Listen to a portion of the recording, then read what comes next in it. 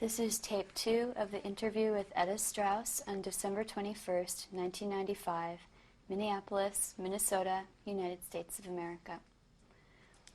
Eda, when we finished the last tape, you were telling me a little bit about how you left the ghetto in 1942 at your mother's urging. Can you tell me a little bit about that? I am, I don't know, this is an episode that I will never forget because it stands out in my memory. So when I don't know if I should to tell you something else, I don't know. When we left, my mother gave us some money to buy a train ticket. So my sister Mindel and I was 12 and Mindel was 14. We bought a ticket, we got on the train, and we didn't know where we were going. We just bought a ticket. And then we saw a woman in Poland. They have the national outfits, those krakowiankas, those beautiful with ribbons. And she was on the train. And I said to my sister, let's follow her. Wherever she'll get off, we'll get off. And that's what we did. We did not know where we were going. And we were walking. We got off on a farm. And we started walking on the farm and knocking at the doors for some food.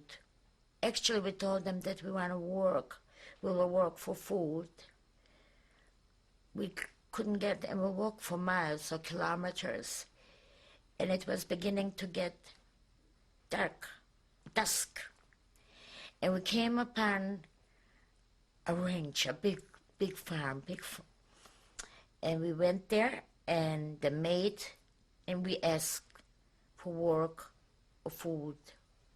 And she said, I'm sorry, but we don't need any help. So my sister and I both sat down. It was dusk, it was getting dark.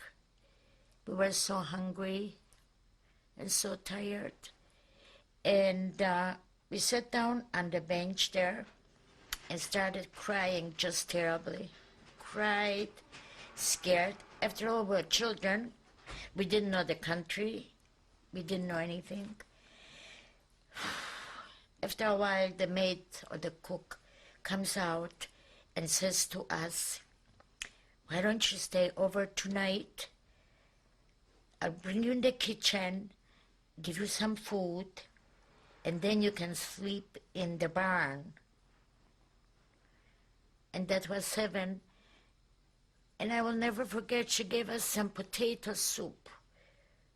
The taste, indescribable. I cannot. I still remember the taste.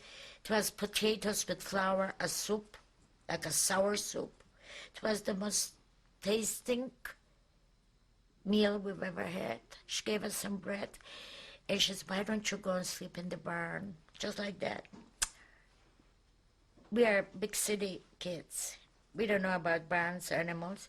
We get in the barn, there is, I'm telling you, and there are rats and mice and animals, and we were absolutely petrified. And, but we're thankful for that. The next day again, we had breakfast, and I don't want to stretch it out. They hired us. So after they hired us, which was wonderful, there was food. We just wanted to work for the food. And then they gave us a room somewhere with little chickens in the same room. We slept on straw, which was wonderful, wonderful. Everything was wonderful. And after being there, and we also pretended we Catholics. And on Sunday, we went to church with them. The help only, not the owner, not the big, just the help. And I worked in the garden, and we were picking fruit and whatever, which was fine. And we were there for a while, no communication whatsoever with my family, if they are around or not. One day, see, there's again, I don't know if it was fall. When do they kill animals to make sausages? Must have been towards the end of the summer. No, well, it doesn't matter. A butcher came to slaughter whatever, And I was in the kitchen helping. They were making sausage. And I'm standing there, and he said, did you know there aren't any Jews in Warsaw anymore? The ghetto's completely empty. No Jews whatsoever in the ghetto. And I kind of snuck out. My sister was in the barn because little pigs were being born, and she had to take them away because do you know that the mother pigs eat the baby pigs? So they had to be taken away immediately. I ran out to my sister, started crying terribly, and I said, I'm going home, and I don't care what, I am going home. So I told the people, I have to go home because I'm homesick, I have to see my mother. I brought food with me for my mother. I came home. I saw my mother for the last time. My sister was gone. My sister Marcia was gone already. I did not see her. Had she gone also to find work, or what happened to her? My sister was gone. They took her with the transport with her. They picked the most healthiest, the most beautiful, the youngest teenagers. And she was among the group because she was 17 years old. And so I didn't get to see my sister. And then my little sister, Riva, she was still there. And the next day again, so I went into the ghetto. My sister Mindel remained on the farm. My sister Hanka, my brother, they were on the other side. They were not in the ghetto because my mother wouldn't let them be in the ghetto. My sister Riva, she was a little girl. She stayed with my mother. I came home that day, and of course I slept. And so my mother, for the last time, had I come home one day later, my sister Riva would not have been alive because I smuggled her out of the ghetto. I smuggled her out of the ghetto. And then I went back. In the evening I went back, and my mother was gone already. Where did you leave your sister to keep her safe when you smuggled her out of the ghetto? Where did you bring Riva? Where did I bring? Same place we were. We slept one night here, wherever we could find where to sleep over at night, we did. So then, that was already during the uprising. That was 1942, during the uprising. Can you tell me what you saw inside the ghetto when you went back? The uprising? I did not see anything. It was underground. What did the ghetto look like when you went back? Burned. Everything was burned. Completely beautiful city of Warsaw, burned. Everything was burned, destroyed. No Jews. And then we tried, so we decided we're going to go to Templin, where my mother's family was. Maybe they are still there. My sister Hannah and my sister Riva went first. I went back to the farm to get my sister Mindel, and we joined them after. And what did you find when you got to Demblin? We got to Demblin also night before. My uncle was sitting, my mother's brother was sitting having a cup of tea on his steps. Evidently it was past curfew. It was 10 o'clock. And they shot him cold-blooded murder. So we didn't get to see him either anymore. We found our house, and we stayed in their house. And then there was a wysiedlenie. We called it wysiedlenie, means take everybody out. Wysiedlenie means out. And we were among. So first of all, they took all the Jewish people. On the market, there was a place and killed them all. And again, we got away. Again, we snuck out. How did you manage to escape? We just did. They took us, and I was walking with my brother. And I said to my brother in Polish, I said, what are we doing here among the Jews? We were walking like north, and I grabbed my brother by the hand and went kind of east. And I said, let's get out of here. What are we doing? We're not Jewish. Loud. Went the opposite way. The Germans stopped us. I said, we're not Jewish. We're going to my father, to see my father. I don't know how we got involved, mixed up with the Jews. They were all killed. Those people were all killed. Okay?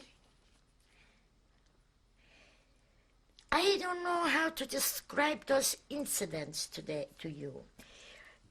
I watched for a few minutes today that yesterday was a show with guardian angels. And I think we all have them. We had them. We had to have guardian angels. Whether it was my father, because at that time I did not know that my mother was dead and everybody was dead. We did not know. I don't know.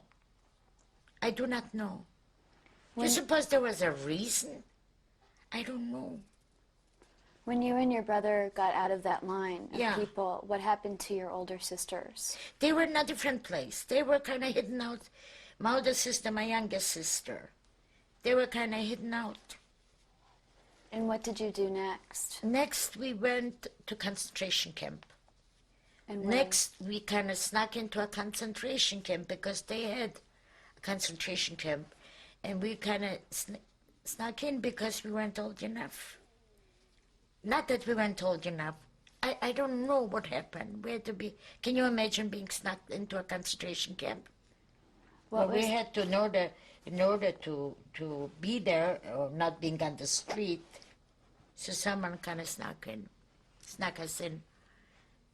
What to was the the- name of the camp? Demblin, remember I told you the name Demblin, the city. Pretty tough, pretty bad. Hunger was the hunger. Hunger is completely indescribable. Hunger is not like you don't eat all day. Hunger is not like you diet, that you're hungry. Your whole being, all your thoughts are always about food. When we were there half a year or so, the two of my sisters, Mindlin and Hannah, they were working. My brother, my sister, myself had to be hidden. We did not get food portions like they got a pound of bread a day with soup or whatever. We did not get any food. So my two older sisters shared it with us. They gave for two people. And when you're so hungry, they give you a quarter of the bread and it looks so tiny. So we shared with them. Then they made a children's group and we started working too. We worked in bunkers. We worked in gardens, vegetables. If you smuggled something in the camp, food, they killed you. They gave us food. They gave us sauerkraut soup with white worms on top. You know the white little worms that come from old sauerkraut, whatever. Do you know what we did? We took off the white worms from the top and ate the soup.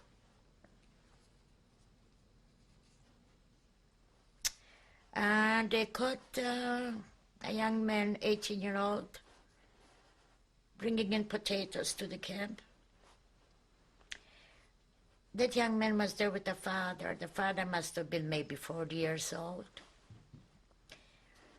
And they were going to hang the son, and their father was pleading with them, with the Germans, please hang me instead of my son. The father had to stay and face and look. We had to watch the hanging of the 18-year-old boy. They let him hang for 3 days in front of the window of the barracks. We had to witness the hanging. Then another one was caught, and there was a gate when we used to come from work. We walked for miles to work every day, back and forth. And they shot another one, and they put him right by the gate. They shot him. And each and every one had to cross, pass him. Did this stop you from bringing food in yourself? I kind of tried. Sometimes I was successful. Sometimes I wasn't. Sometimes my sisters were successful. Sometimes they weren't. I had stolen carrots when I was working in the garden. And we had a Polish overseer. And he saw me do it. I had a coat and I stuffed it in my sleeves. He calls me into the shack there and calls my sister, my oldest sister. She was working.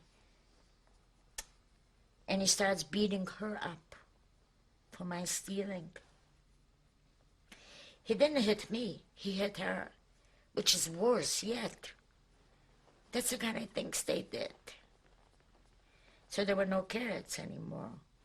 But it was horrible watching him beating her up. That's terrible.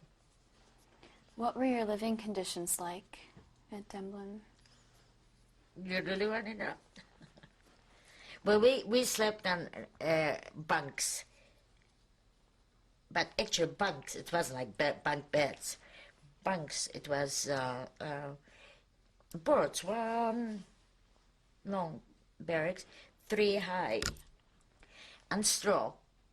And we had some kind of coverings and straw. Have you ever experienced fleas? It's the most horrible, painful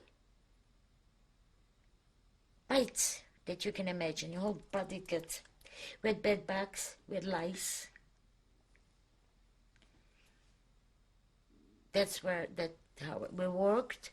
12 hours a day. We lived, and we had to walk 5 miles a day or more, back and forth. In your bunks, was it just children? No. Women. And it so happened there were men in that camp too, men. Did you have an overseer in your barracks, a capo? Well, we were lucky. We were lucky in this particular camp. Because these people, you have to realize, those people who lived in that town. We didn't. We did not know anybody. So it was okay. We're Jewish policemen. They were okay there. In the Dublin, they were okay. I mean, we hated them when they came to wake us up to go to work. We hated them, but we had to keep our mouth shut. But they were pretty good in that particular camp. It was the Jewish policemen who came to wake you up? Or? Yeah, the Jewish, yeah. And they were working with Poles or with Germans? No, well, yeah, sure. Both? But the Germans, we had Germans in camp too. Mm-hmm. And how long did you stay in Demblin? All right, we got there 1942, summer of 42. And we stayed till July 44. the reason they transferred us, we really didn't know where we were going. The reason they transferred us, the Russian army, the Russians were advancing, and they took us out. They didn't want the Russians to see camps, so they were going to take us or destroy the evidence or whatever.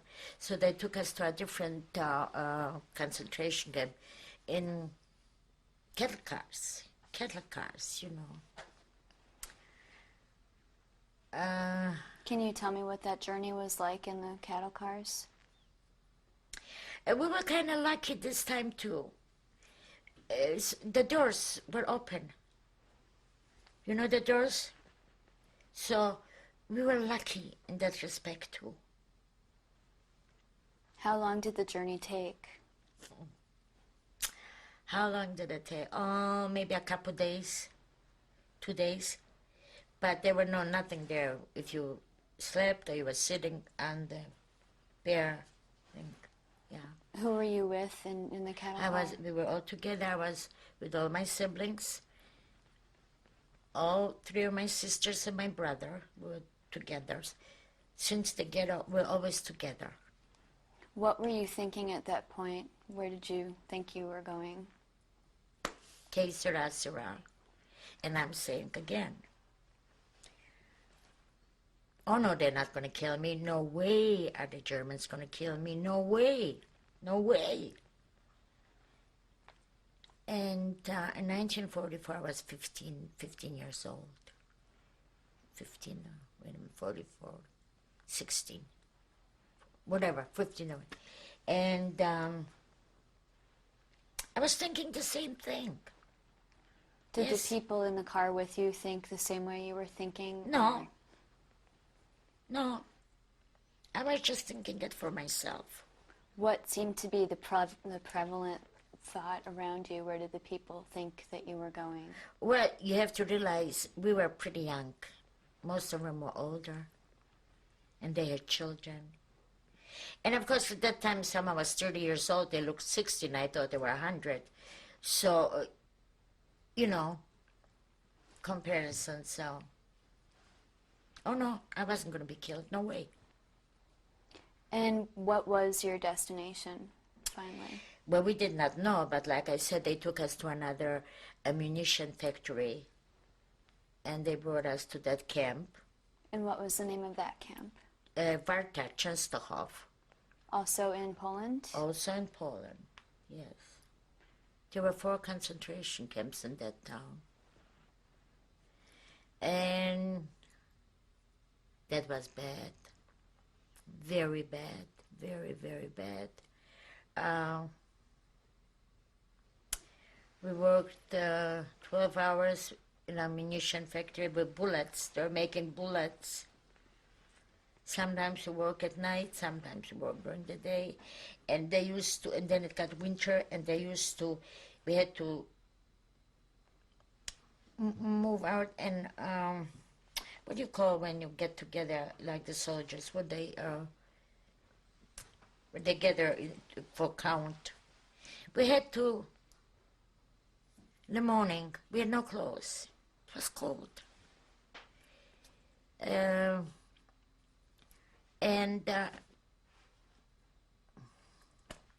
Forgot. They counted us. They counted us in the cold before we went to work. Every day? Every day. Every day. Every day. And you had no coat? No. They took our clothes away. How about shoes did you have? I had wooden shoes. I don't know where they came from. I know where they came from. Another thing that they did, you know, the Germans, the leaders there, they used to pick the most beautiful, beautiful girls and use them and kill them. If something went wrong in the barracks, they made you leave the barrack. Then they counted, like every 7th person, whether you're guilty or not. They beat you up. They counted. 7th person gets beaten up. Did this happen to you or one of your siblings? No. But it did happen to my sisters and my brother. Now here they gave us, the coffee, which was not coffee. You know what we did with the coffee? We could get enough. We soaked our feet. It was warm. You couldn't drink it. Then they gave us soup, potato flakes soup, potato flakes. And I was very, very, very hungry we were. We couldn't eat it. It was, the paste that you paste the walls, that for wallpaper. That's how it tasted. We couldn't eat it. So there were 4 of us, my sisters and I. My brother was in a different barrack because they were men too. And they cut a round bread, and they cut it in 4 squares, 4. And we used to beg him, give us the whole loaf of bread. There's 4 of us. Please. Because sometimes you got the smaller part. They didn't care how they cut it. Finally, we got the whole loaf of bread, which was wonderful. So we got the whole thing. It was cold, it was dangerous, it was hard work. It was bad, very bad. When you were in the barracks, did you get to stay with your sisters? We stayed in the barrack, yes. Did you dream at night? Yes. Do you remember I what do your not dreams were remember like? the dreams. I do not remember. And did you ever get to communicate with your brother? Yes. First of all, in the factory, he worked too, yes. Once he came running, crying. Someone stole his bread. Someone stole it. Which was, people did that. Mothers used to steal away from their children bread. So we shared it with him, and we always shared it with him. Yeah, we left a piece for him from the whole loaf of bread. What were the conditions like in the factory? It was ammunition.